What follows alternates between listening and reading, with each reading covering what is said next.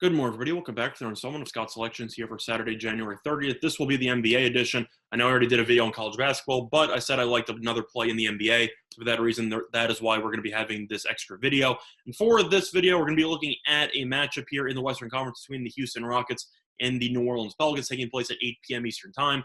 And for this matchup, we like the Rockets here, plus 1.5 at minus 115 on BetMGM. Time recording of 1:35 a.m. Eastern Time.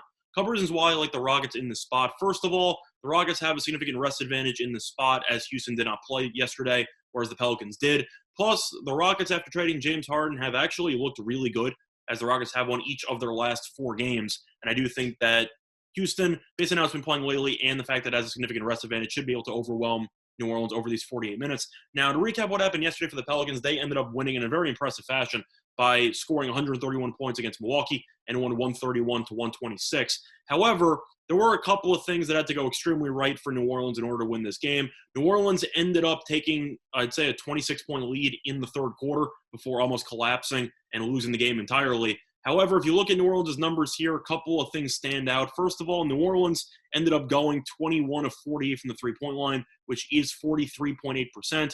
Now, if you compare that to the season average, New Orleans is actually ranking 27th in the league, shooting 33.7%. So New Orleans shot well above its season average and also at 21 threes, which is well above anything previously that they did all season long. So I do expect to see a decent amount of regression from the three-point line in this matchup. But if you want to actually look at who hit the threes in this game, Brandon Ingram only had 3. You had Lonzo Ball, who went 7 for 13, and Eric Bledsoe, who went 7 for 14. Now, if you want to break down both those players individually, Lonzo is a sub-30% three-point shooter. Bledsoe this season has actually been pretty good, shooting 39.3%. His career is 33.9%, though, so it kind of wonders if he's actually shooting well or if maybe he made some tweaks. But if you look at Lonzo so far this season, he was questionable to play with a knee injury, ended up playing anyway, and Lonzo this season is shooting 30.1% from 3, yet he ended up making about 50% of his threes while also making 7 of them.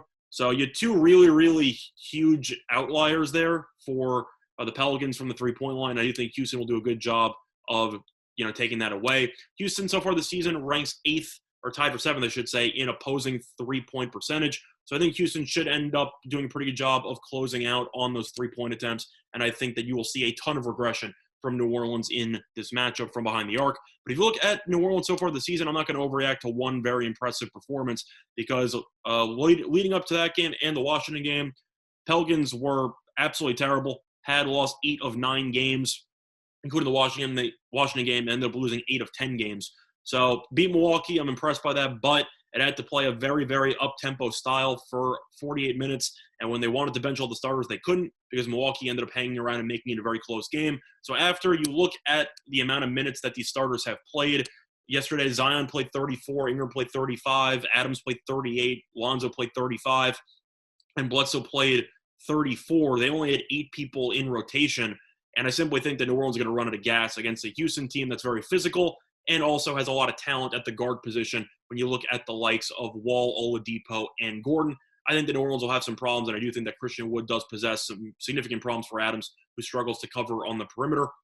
So for that reason, the play of the day here is going to be on the Houston Rockets, plus 1.5 at minus 115 on BetMGM. I think there's a good chance the Rockets win the game. I definitely don't want to step in front of Houston, who seems to be clicking really, really well at this point in time and should be well rested for this matchup. So other than that, though, that's been the installment Scott Selections. Good luck to all of you and your respective bets today. Bye, everyone.